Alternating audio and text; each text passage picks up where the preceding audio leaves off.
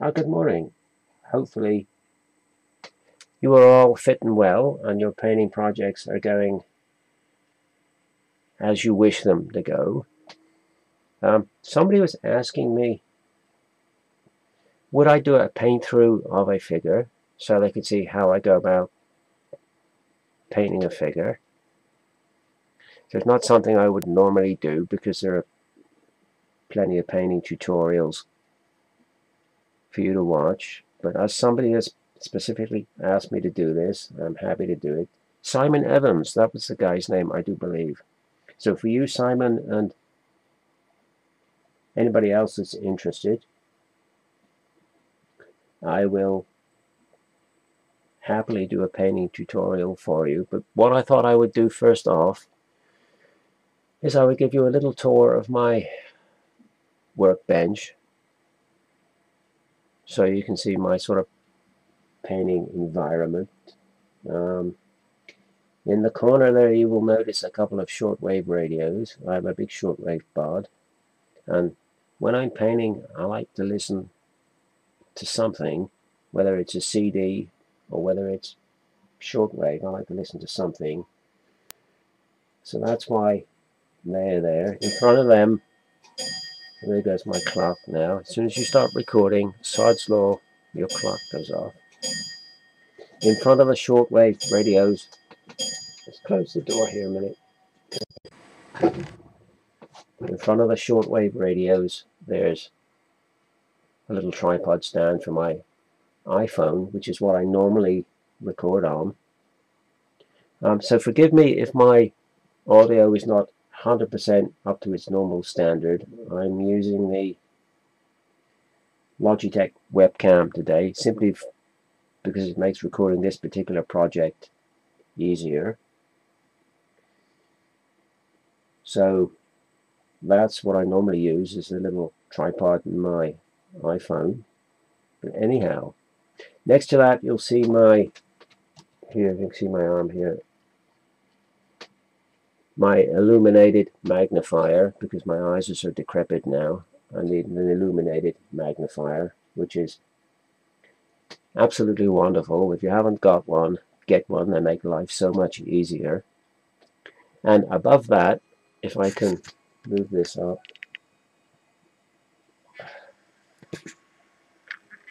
you'll see my overhead light, which is a natural daylight lamp.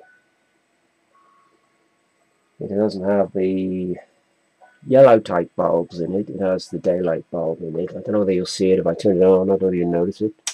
No, you can't really notice it now. But it has a natural daylight bulb in it, which is perfect if you're working at night or in the evenings when it's dark. So that's ideal. So again, if you can run to the expense of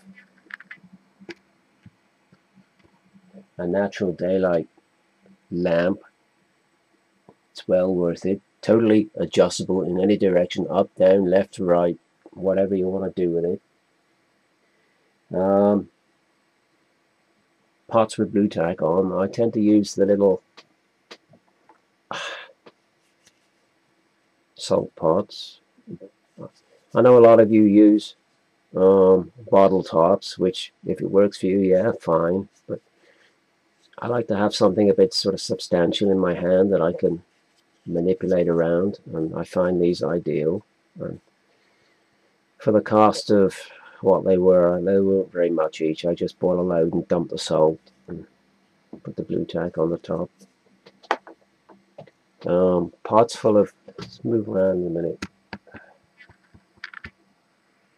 I don't know if you can see this. It's very bright out today. The sun's shining, and my bench is in front of a window, which if you can manage that, that's great, because you can make use of as much natural daylight as possible when you are painting. So if you can find a window, that's good. Yeah, tubs or pots full of brushes. You can never have too many brushes, different sizes. You can see, or at least I hope you can see, there's a lot of brushes with, I'm trying to find this in front of a camera. Oh, there you go. There you go. You know what's funny with this camera, folks, is there's when I move my arm or move something, there's a bit of a delay before it happens on the laptop. I don't know why. But anyhow, you'll notice a lot of brushes with bits of drinking straw on them. That's to protect the tip of the brush. They don't come with a little protector. Oh, there you go. If they don't come with a little plastic protector, you can use a bit of drinking straw, and that's ideal. And this particular little jar, that's generally the little pool of brushes that I work from. Although I've got all those others, that's generally the ones that I work from. I don't know if you can see that, whether that's going to focus or not. A little pot of Colorful Arts brush cleaner and preserver. If you haven't got a pot of this,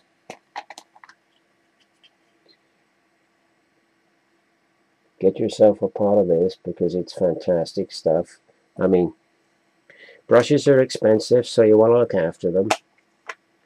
So get yourself a tub of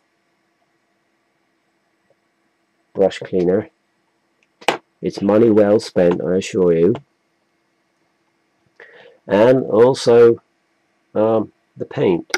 Let's pan this around a minute so you can see. Can I get this to go down a bit? I'm learning with this camera, folks, what I can do and what I can't do with it. Here you go.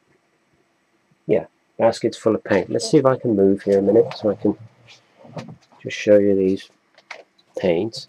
Everything from Vallejo paint to Humbrol to Rebel.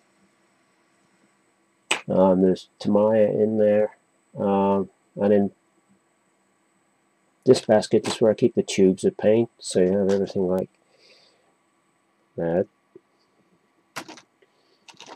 Dalla Rowney, larger tubes. The only stipulation I have on paint, I don't care what paint I use, the only stipulation I have on paint is that it's good quality. It must be good quality. I don't want to use crap paint. So that's the only stipulation I have. Somebody the other day actually gave me a whole bag. Let's turn this around again. Gave me a whole bag. Here we go.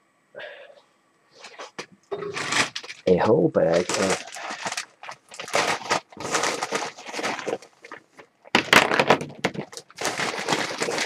of this stuff.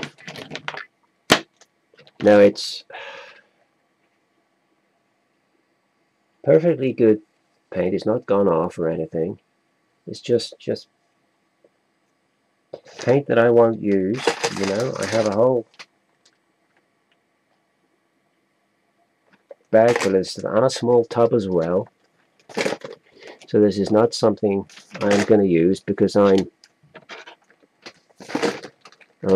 one of these people that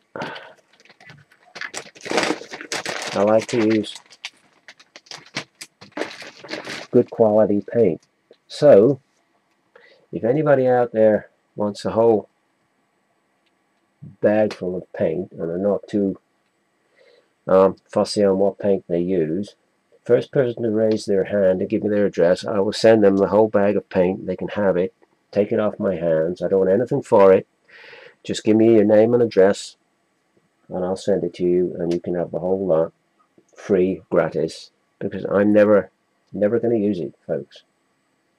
That is my only stipulation on paint, that I will use good quality paint, and it pays I think it pays in the long run. I mean, Van Gogh used cheap paint and his yellows are now turning brown. So yeah, there you go. And of course, when you're painting, you want a palette, and this is my palette ready to go. I don't know how much of that you can see because it's just so light in here, which is a nuisance really. See if I can get some of the light off that. Yeah, there you go. And that is a sponge cloth in a little plastic sandwich plate with water in it and a piece of greaseproof paper on the top of the sponge cloth, and that is where I apply my paint. Believe you me folks, I used to use an old tea plate and I thought that was as good as it got, and then I watched a video on YouTube, somebody explaining about wet palettes, and this person said once you use a wet palette you'll never go back to a dry palette. And he's absolutely right. I forget who the guy is, but he's absolutely right, because the paint will not dry out, it will stay liquid. You can leave it on there for days. You can, when you finish for a day, put it in the fridge, or me, I actually leave it on the bench, and I just put this little piece of card over the top just to keep the dust out of it and dirt out of it. And I've never looked back since. Honestly, if you use a tea plate or a piece of card or whatever you use, CD, piece of plastic, whatever, try a wet palette, folks. You won't regret it. Believe you me, you won't regret it. It's well worth it, and keeps the paint liquid. Yeah, it's great. It's great. So I can't say enough about wet palettes. So that's basically my working environment. I mean, I do have drawers in this desk with glues and resins and fixatives and tools and stuff in. The sort of tools I have, let's open this drawer without nudging the camera. The sort of stuff I have tool wise is, let's go around here a bit, is scissors. Everybody should have cutters, pliers, assortment of knives, which you can really never have too many of.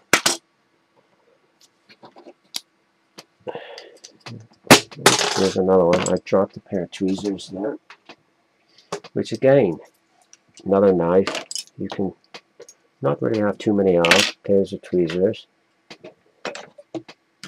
for different small jobs. Little spatulas and stuff for applying filler for when we do bases. Small scissors, knife sharpener,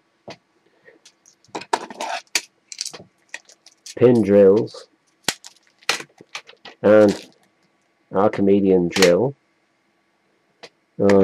More pin drills, spare knives, nail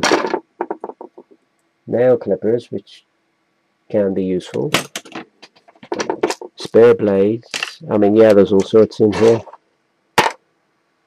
So that's the sort of tools I have in the drawer.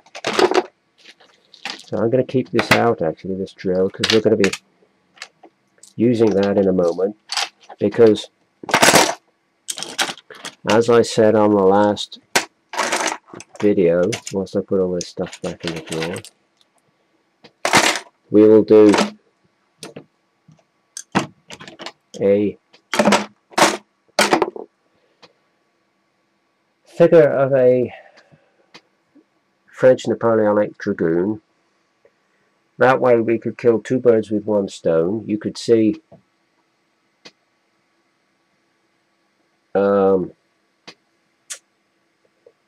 how I paint a figure, and also how I paint a horse, and also 3 in 1, I guess. You can see how I join the figure to the horse.